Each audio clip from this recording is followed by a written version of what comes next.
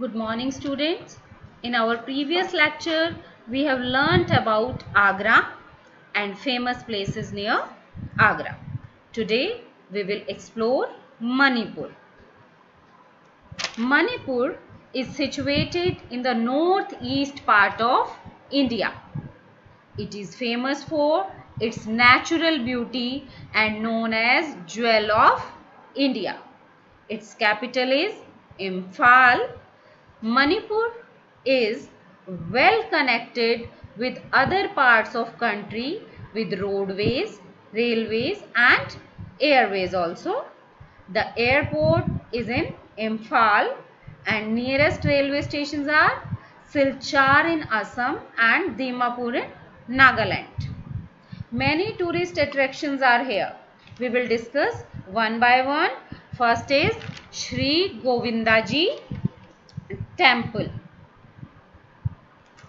All cultural activities occurred here during Maharaja's time. It is located close to Royal Palace.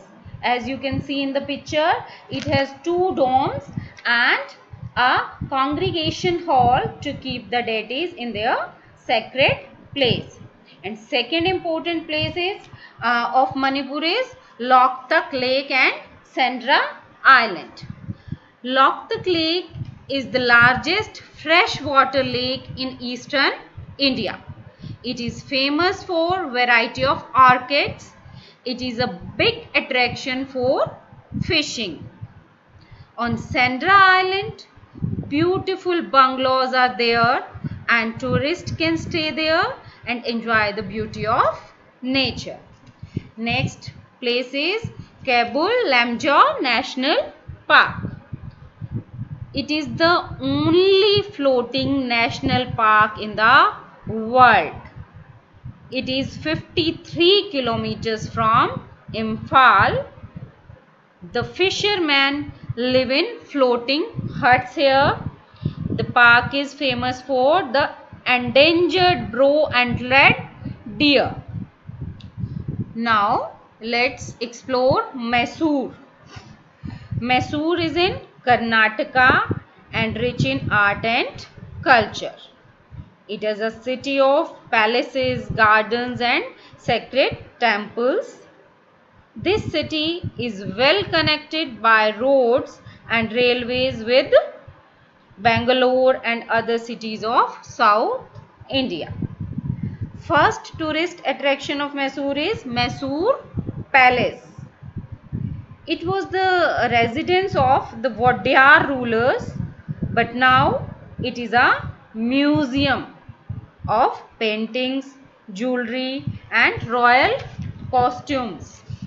The golden royal elephant throne, which is made up of 24 karat gold and its weight is 84 kgs, is main attraction of Mysore Palace.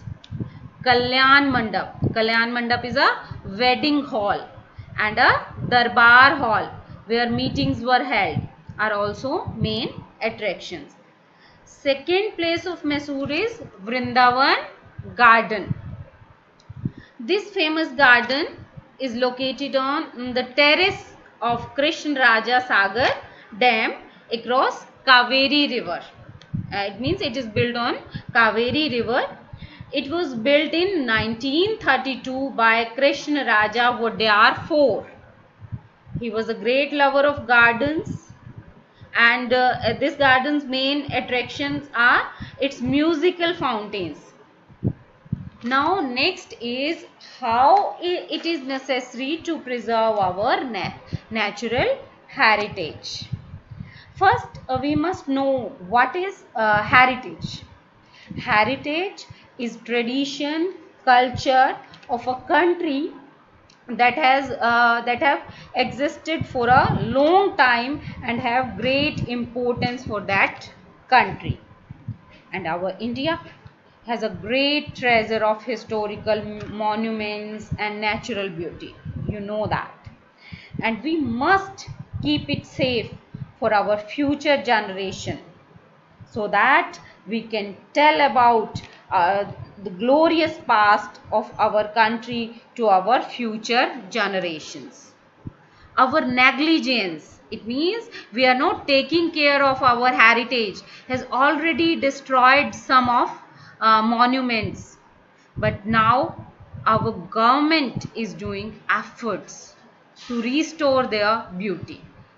But it is not only the duty of government, but it is duty of every citizen of India to keep our heritage safe, to keep them safe. So we should not disfigure our monuments, our natural beauty. We must take a lesson from Poland. They rebuilt their city exactly. That city was destroyed in a war. So we should preserve our natural heritage. We should not disfigure our monuments. That's all for today. In next lecture, we will discuss back exercise of this chapter.